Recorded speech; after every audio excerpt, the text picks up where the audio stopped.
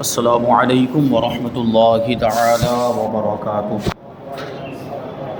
نحمده ونصلي ونسلم على رسوله الكريم اما بعد فاعوذ بالله من الشیطان الرجیم بسم اللہ الرحمن الرحیم ان اللہ وملائکته یصلون علی النبی یا ایھا الذین آمنوا صلوا علیہ وسلموا تسلیما اللهم صل على سيدنا ومولانا محمد معدن الجود والكرم وآله الكرام وابنه الكريم وبارك وسلم صلاة وسلاما عليك يا رسول الله صلی اللہ تعالی علیہ وسلم۔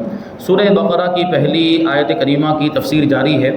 اب یہاں پہ لا ریب فیہ میں جو ایک نکتہ ہے وہ بیان کرتے ہیں۔ لا ریب فیہ کا مطلب کہ اس میں کوئی شک نہیں، یہ ایسی کتاب ہے جس میں کسی طرح کے کوئی شک کی گنجائش نہیں ہے۔ تو اس سے اس جانب اشارہ ہوتا ہے کہ چونکہ یہ کلام اللہ تبارک و تعالیٰ کا کلام ہے اور اللہ تبارک و تعالیٰ جھوٹ سے پاک ہے، یعنی اس کا جھوٹ بولنا محال بالذات ہے، ناممکن ہے، ہو ہی نہیں سکتا، لہٰذا اس کلام کے سچے ہونے میں بھی کوئی شک اور شبہ نہیں، کیونکہ یہ اللہ کا کلام ہے، اللہ جھوٹ نہیں بول سکتا، تو اس کے کلام میں بھی کسی طرح کا شک اور شبہ نہیں ہو سکتا۔ بڑے سے بڑا سچا آدمی بعض دفعہ غلط بیانی یا مبالغہ سے کام لے لیتا ہے، یہ کلام ان چیزوں سے بھی پاک ہے، اور اس سے دیوبندی مذہب کی تردید ہو گئی، رد ہو گیا، کیونکہ ان کے مذہب میں معاذ اللہ خدا کا جھوٹ بولنا ممکن ہے، ان کے مولوی لکھ کر گئے۔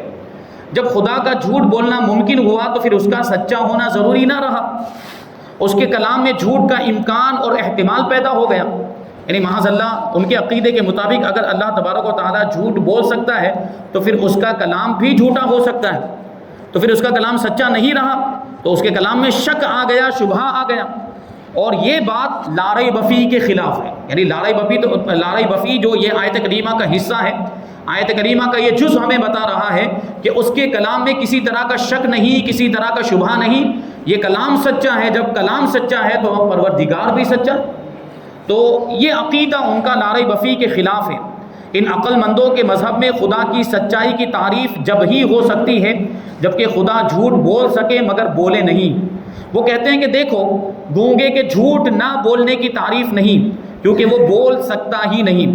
شاید یہ لوگ اس قاعدے سے سارے عیبوں کو خدا بندے قدوس کے لیے ممکن مان لیں، موت، جہالت وغیرہ کے جب خدا ان پر قادر ہو اور ان کو استعمال نہ کرے تو اس کی تعریف۔ سمجھ میں آئی بات آپ کو؟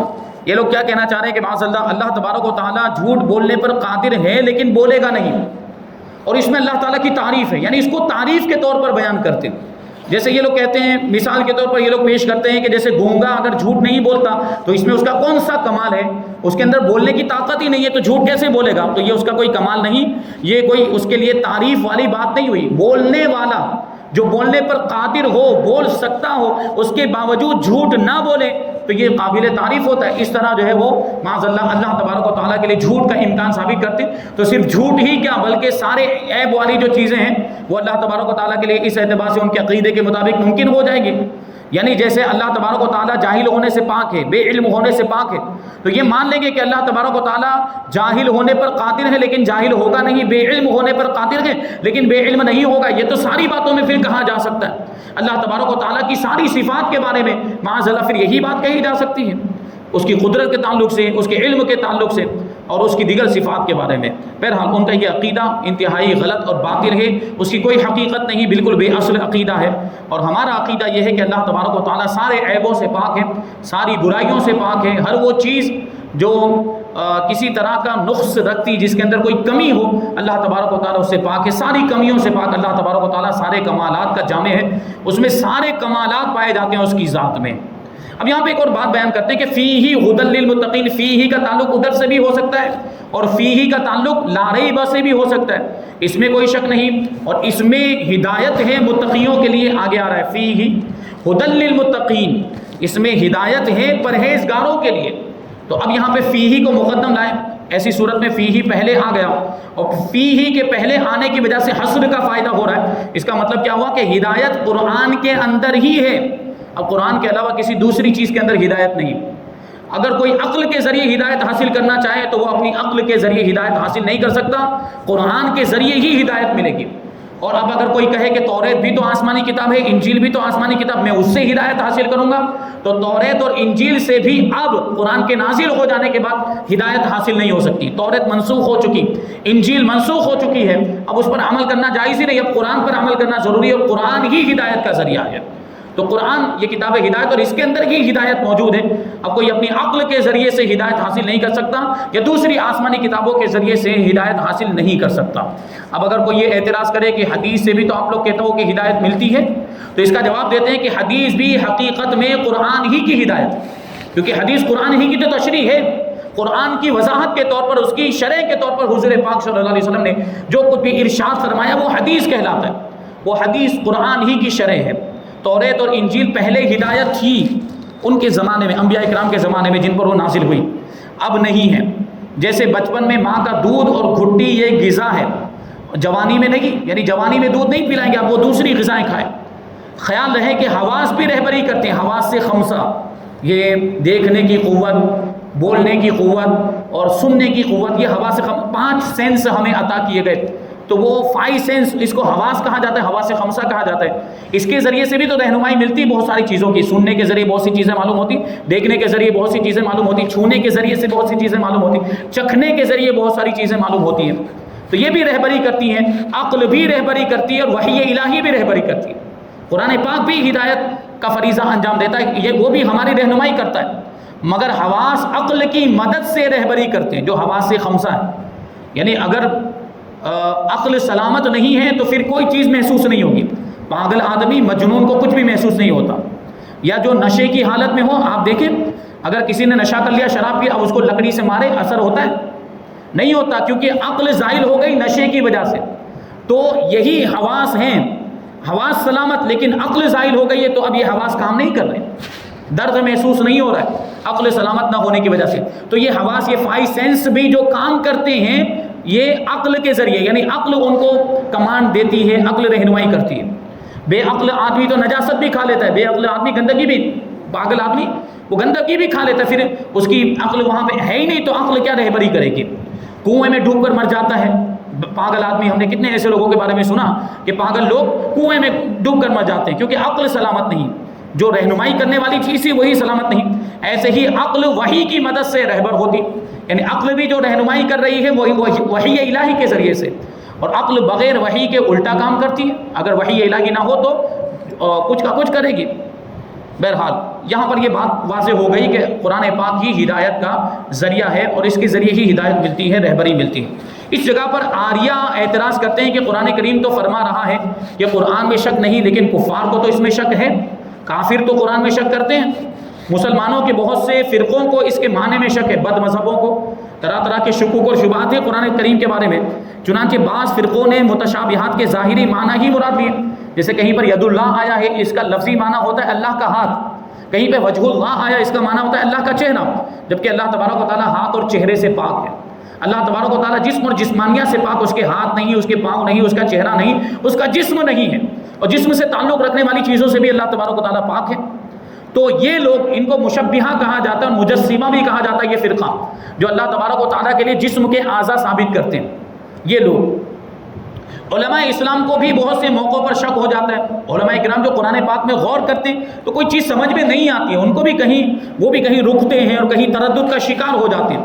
اس لیے مفسرین میں بھی اور فقہاء میں بھی آپس میں اختلاف رہتا ہے، کسی آیت کا کوئی دوسرا مطلب بیان کیا جا رہا ہے، کسی آیت کا کوئی دوسرے مفسر ہیں وہ کوئی اور مطلب بیان کر رہے ہیں، اور قاری بھی قراءتوں میں اختلاف رکھتے ہیں، جیسے 7 قراءتیں ہیں قرآن پاک کی، 10 اور 3 بھی ہیں، دوسری بھی کچھ قراءتیں ہیں، تو یہ قراءتوں کا اختلاف بھی کیسے ہو گیا؟ تو یہ بھی شک کی بنیاد پر ہوا، ایک قراءت والے کو دوسری قراءت میں شک ہے تبھی تو، اور کفار کو تو اس کے کلام الہی ہونے میں ہی شک ہے۔ مشرکین تو اسی وقت رسول پاک صلی اللہ علیہ وسلم کے زمانے میں ہی معاذ اللہ اس کتاب کے بارے میں، کلام الہی کے بارے میں، قرآن پاک کے بارے میں یہ کہتے تھے کہ یہ تو معاذ اللہ محمد صلی اللہ علیہ وسلم نے اپنی طرف سے بنا لیا، کہ محمد صلی اللہ علیہ وسلم نے خود ہی لکھ لی ہے یہ کتاب، یہ بہت بڑے شاعر ہیں اور اس لیے معاذ اللہ انہوں نے یہ اپنی طرف سے بنا کر یہ ہمارے سامنے پیش کر دیا۔ تو وہ تو اسی وقت کلام الہی ہونے کا انکار کرتے تھے کہ یہ قرآن اللہ کا کلام نہیں ہے، تو ان کو شک ہوا کہ نہیں؟ تو اتنے شکوک ہوتے ہوئے پھر شک کی نفی کیوں کی گئی؟ یعنی یہ کیوں فرمایا گیا کہ قرآن پاک میں شک ہے ہی نہیں، قرآن پاک میں کسی طرح کی شک کی گنجائش نہیں، جبکہ ان لوگوں کو تو شک ہو رہا ہے۔ اور لطف یہ کہ قرآن کریم نے بھی ایک جگہ پر فرمایا وَإِن كُنتُمْ فِي رَيْبٍ مِّمَّا نَزَّلْنَا، کہ اگر تمہیں اس میں شک ہو جو ہم نے اپنے خاص بندے پر نازل کیا. تو یہاں پر بھی شک کی بات کی جا رہی ہے، یعنی خود قرآن پاک یہاں پر فرما رہا ہے کہ اگر تمہیں شک ہو. تو یہ تو دو باتیں ظاہری طور پر ہمیں ٹکراتی ہوئی نظر آ رہی ہیں. ایسا لگ رہا ہے کہ لا ریب فی اس کا اور مطلب ہے، اور اس کے مقابلے میں یہ جو چیزیں ہیں اس سے یہ ثابت ہوتا ہے کہ شک تو ہو سکتا ہے، جبکہ لا ریب فی یہ جو جز ہے وہ بتا رہا ہے کہ اس میں شک ہو ہی نہیں سکتا. تو معلوم ہوتا ہے کہ اس میں لوگوں کو شک ہوا اور اس کو دفع کرنے کی کوشش کی گئی. اب یہ دونوں آیتیں مطابق کیسے ہو سکتی ہیں، آپس میں ان کے مطابقت اور موافقت کیسے ہو سکتی ہے؟ جس عمدہ طریقے سے مصنف علیہ رحمہ فرماتے ہیں کہ جس عمدہ طریقے سے ہم نے اس اعتراض کو بیان کیا ہے، انشاءاللہ معترضین بھی اس طرح سے بیان نہ کر سکیں گے. انہوں نے یہ اعتراض اپنے اعتبار سے تیار کیا اور بنایا، اور معترض یعنی خود اعتراض کرنے والے آریہ بھی اس طریقے سے اس اعتراض کو نہیں پیش کر سکتے جس طرح انہوں نے اعتراض کو پیش کیا ہے، اور اس کا جواب دیتے ہیں. اس کا سب سے بہتر جواب وہ ہے جو اسی مقام پر تفسیر روح البیان میں دیا گیا، وہ یہ ہے کہ اس آیت میں شک کی نفی کتاب سے کی گئی ہے. غور کریں گے، اس آیت کریمہ میں شک کی نفی کس سے کی گئی؟ اللہ کی کتاب سے، قرآن پاک سے. یعنی قرآن پاک میں کوئی شک نہیں. اب اگر کسی کو ہو رہا ہے تو اس کی کوتاہی ہے، وہ اس کی عقل کی کمی ہے، ورنہ قرآن پاک میں تو کوئی شک نہیں ہے، اس میں کسی طرح کی شک کی گنجائش نہیں. تو یہاں کتاب سے شک کی نفی کی گئی ہے، نہ کہ لوگوں سے. لوگوں کے دلوں میں اگر شک ہو رہا ہے تو وہ الگ چیز ہے. قرآن پاک کے اندر شک نہیں ہے، یعنی یہ کتاب شک کی جگہ نہیں. اگر لوگوں کے دلوں میں شک ہو تو اس کا یہاں انکار نہیں، وہ ہو سکتا ہے. اور دونوں الگ الگ چیزیں ہیں. دل میں کسی کے دل میں شک ہو یہ الگ بات ہے، اور حقیقت میں قرآن پاک میں شک ہونا یہ الگ بات ہے. اس جواب کی تفصیل یہ ہے کہ شک کی دو صورتیں ہوتی ہیں.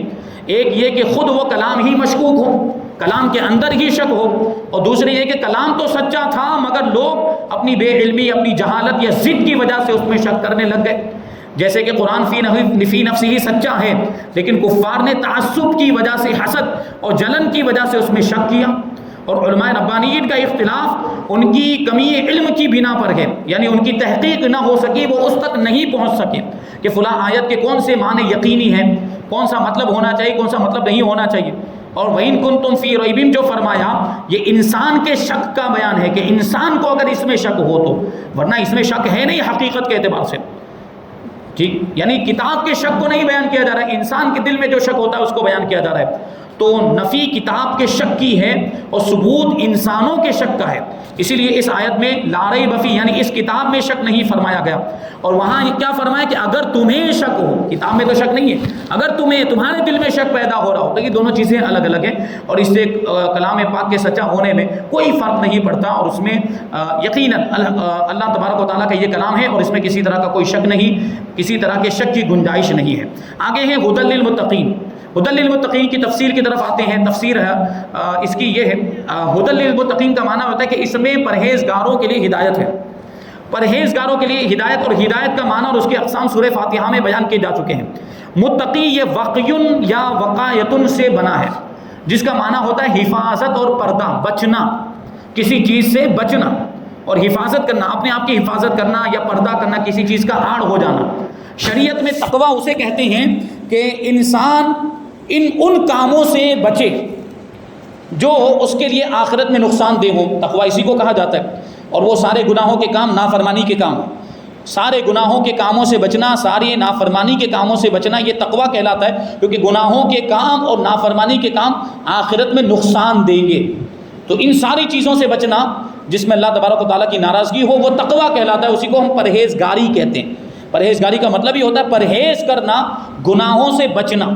تو آیت کے یہ معنی ہوئے کہ قرآن کریم ان لوگوں کو ہدایت دینے والا ہے جو پرہیزگار ہیں. تقوی کے 3 درجے ہیں. ایک دائمی عذاب سے بچنا، یعنی ہمیشہ کے عذاب سے بچنا، یعنی جہنم کا جو ہمیشہ کا عذاب ہے اس سے بچنا. تو اس لحاظ سے ہر مسلمان متقی ہے، کیونکہ جو بھی ایمان والا ہے وہ ہمیشہ کے عذاب سے تو محفوظ رہے گا. یعنی ایمان والا مومن اگر گنہگار ہے تو گناہ کی سزا بھگتنے کے لیے جہنم میں جائے گا، لیکن ہمیشہ جہنم میں نہیں رہے گا. ایمان کی برکت سے کبھی نہ کبھی وہ نکالا جائے گا اور جنت میں داخل کیا جائے گا. تو ہمیشہ کے عذاب سے تو محفوظ رہا، ہر مسلمان محفوظ رہا. تو اس اعتبار سے ہر مسلمان متقی ہے، یعنی ہمیشہ کے عذاب سے بچنے والا ہے. اور دوسرا عام گناہوں سے بچنا، اور عام طور پر تقویٰ کے یہی معنی مراد ہوتے ہیں. عام یہ جو سارے گناہ ہیں ان سے بچنے والوں کو متقی کہا جاتا ہے. اس لحاظ سے پرہیزگار لوگ متقی ہیں، جو گناہوں سے بچنے والے ہیں وہ متقی ہیں۔ اور تیسرے اس چیز سے بچنا جو حق تعالیٰ سے دور کر دے، ہر اس چیز سے بچنا جو اللہ تعالیٰ سے روکے، اللہ تعالیٰ سے غافل کرے، ہر ایسی چیز سے بچنے کو تقوی کا تیسرا درجہ اس کو شمار کر رہے ہیں۔ تو اس لحاظ سے اولیاء اللہ اور انبیاء کرام متقی ہیں، کیونکہ اولیاء اللہ کی شان کیا ہے کہ وہ حرام سے تو بچتے ہی ہیں، وہ شک والی چیزوں سے بھی بچتے ہیں، وہ شبہ والی چیزوں سے بھی بچتے ہیں، وہ دنیا سے بھی اور دنیا کی چیزوں سے بھی بے تعلق ہو جاتے ہیں۔ کیوں؟ کیونکہ دنیا کی چیزیں بھی اللہ سے غافل کرتی ہیں، کبھی اولاد بھی اللہ سے غافل کرتی، کبھی کمانے کے چکر میں آدمی نماز چھوڑ دیتا ہے، یہ ہوتا ہے کہ نہیں ہوتا؟ یہ ساری چیزیں تو اولیاء کرام ان چیزوں کو بھی چھوڑ دیتے ہیں، اور اللہ کے محبوب بندے اور انبیاء کرام ان ساری چیزوں سے بے رغبت ہو جاتے ہیں، بے تعلق ہو جاتے ہیں۔ تو تیسرے درجے میں کون آئیں گے؟ اللہ کے ولی آئیں گے اور انبیاء کرام آئیں گے۔ اس آخری درجے کی دو صورتیں ہیں، ایک یہ کہ دنیاوی چیزوں سے بے تعلقی رکھی جائے، جیسے کہ تارک الدنیا فقیر، وہ فقیر جو دنیا ہی کو چھوڑ دیتا ہے اور اپنی لو اللہ سے لگا لیتا ہے، دنیا سے بالکل بے نیاز ہو جاتا ہے، دنیا کی چیزوں سے بھی بے نیاز ہو جاتا ہے، اس کو پھر دنیا سے کوئی مطلب نہیں رہتا۔ اور جیسے سیدنا عیسیٰ علیہ السلام نے کر کے دکھایا، حضرت عیسیٰ علیہ السلام دنیا سے بالکل بے رغبت ہو گئے تھے، دنیا کی چیزوں سے بھی بالکل بے رغبت بے تعلق ہو گئے تھے۔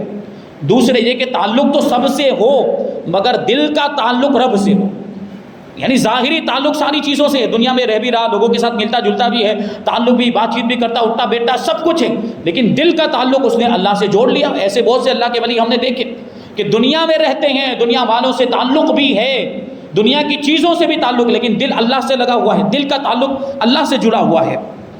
وہی کہہ رہے ہیں گویا یہ چیزیں ان کے لیے آڑ نہیں رہی، یعنی بعض لوگوں کے لیے تو دنیا کی چیزیں اللہ سے غافل کرتی ہیں، اللہ کے ذکر سے اور عبادت سے غافل کرتی، لیکن ولایت کا ایک مقام ایسا ہوتا ہے، ایک درجہ ایسا ہوتا ہے کہ جب ولی اس مقام پر پہنچ جاتا ہے تو پھر کوئی چیز اس کے لیے رکاوٹ نہیں بنتی، کوئی چیز اس کے لیے آڑ نہیں بنتی۔ جیسے کہ ایک فارسی میں ایک مقولہ کہا جاتا ہے، کہاوت اس کو کہہ سکتے ہیں کہ دل بیار دست بکار، دل بیار و دست بکار۔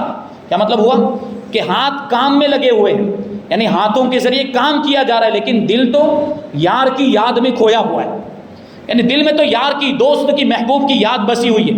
ہاتھ اگرچہ کام کرتا جا رہا ہے لیکن دل میں تو بس محبوب ہی کا تصور ہے۔ تو یہ اللہ کے ولی ایسے ہوتے ہیں کہ دنیا کے معاملات میں اگرچہ مشغول ہوتے ہیں لیکن ان کا دل ہمیشہ اللہ کی یاد میں مشغول ہوتا ہے، ہمیشہ ان کے دل میں اللہ کی یاد ہوتی ہے۔ تو اسی کو بیان کرتے ہیں، جیسے کہ حضور غوث پاک رضی اللہ تعالیٰ عنہ اور ان اولیاء کرام کا طریقہ مبارک رہا جو دنیا کے کاروبار سے بھی تعلق رکھتے تھے۔ غوث پاک رضی اللہ تعالیٰ عنہ بھی کاروبار تجارت وغیرہ کرتے تھے، اور دوسرے بہت سارے اولیاء کرام کے بارے میں ہم نے سنا کہ وہ بھی کاروبار کرتے، کپڑے کی تجارت کرتے تھے، بکریاں چراتے تھے، یہ سب کرتے تھے، دنیا کے معاملات میں بھی وہ مشغول ہوتے، لیکن دل خدا سے غافل نہیں ہوتا تھا۔ جیسے کہ حضرت سلیمان اور یوسف علیہ السلام نے عمل فرما کر ظاہر کر دیا۔ حضرت یوسف علیہ السلام کو تو بادشاہت مل گئی، بادشاہت کو انہوں نے سنبھالا، سلطنت کے انتظام کو انہوں نے سنبھالا، یہ تو دنیا کی چیز ہے، دنیا کی حکومت کو انہوں نے سنبھالا حضرت یوسف علیہ السلام نے، اور اسی طریقے سے حضرت سلیمان علیہ السلام تو پوری دنیا کے بادشاہ بنائے گئے تھے۔ تو دنیا کی چیزوں میں مشغول ہونے کے باوجود یہ حضرات اللہ سے کبھی غافل نہیں ہوئے۔ یہ قرآن مجید ہر درجے کے متقی کے لیے اسی کے لائق ہدایت، جو جس درجے کا متقی ہوگا اس کے لیے اسی اعتبار سے قرآن پاک ہدایت کا سامان فراہم کرے گا۔ لہٰذا عام لوگوں کو تو اسلام اور ایمان کی ہدایت ہے، اور خاص لوگوں کے لیے ایقان اور احسان کی ہدایت، یعنی یقین مضبوط کرنا، یہ قرآن پاک کے ذریعے سے ہوگا، اور احسان یعنی بھلائی کا جذبہ پیدا ہو جانا، اور اعمال جو کر رہا ہے، پرہیزگار جو ہوگا وہ نیک عمل کرتا ہے، گناہوں سے بچنے والا، تو اس کے اعمال میں قرآن پاک کے ذریعے سے نکھار پیدا ہوتا ہے اور بھی خوبصورتی آتی ہے۔ یہ قرآن پاک ان لوگوں کے لیے اس اعتبار سے ہدایت ہے، اور خاص الخاص حضرات کے لیے حجاب دور کرنے یعنی رکاوٹیں دور کرنے کے لیے، اور جمال یار کے مشاہدے کی ہدایت، یعنی جو انبیاء کرام اور اولیاء کرام جو اس مقام پر پہنچ گئے تو ان کے لیے ساری رکاوٹیں دور ہو جاتی ہیں، ان کے لیے سارے حجابات اٹھ جاتے ہیں، سارے پردے ہٹ جاتے ہیں، وہ پھر پروردگار کا دیدار کر لیا کرتے ہیں، اللہ تبارک و تعالیٰ کے نور کے جلووں کا مشاہدہ کیا کرتے ہیں۔ قرآن کریم میں تقویٰ چند معنی میں مذکور ہوا، ایمان، توبہ، فرما برداری، گناہ کو چھوڑ دینا، اخلاص، خوف خدا بھی تقویٰ ہے۔ مگر خیال رہے کہ خوف دو طرح کا ہوتا ہے، ایذا کا خوف جو موذی سے ہوتا ہے، یعنی تکلیف کا خوف جو تکلیف پہنچانے والے کی جانب سے ہوتا ہے کہ یہ تکلیف پہنچا دے گا، جیسے ہمارا کوئی دشمن ہے تو دشمن سے بھی ہمیں خوف ہوتا ہے، لیکن کیسا ہوتا ہے کہ یہ ہمیں تکلیف پہنچائے گا، یہ خوف ہوتا ہے۔